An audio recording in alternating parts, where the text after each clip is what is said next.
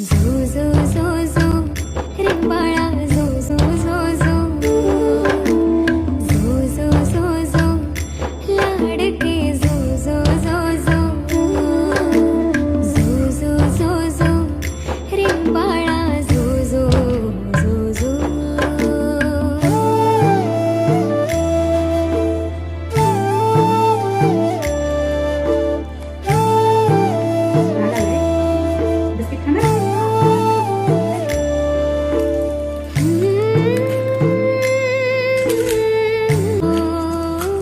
कसं आहे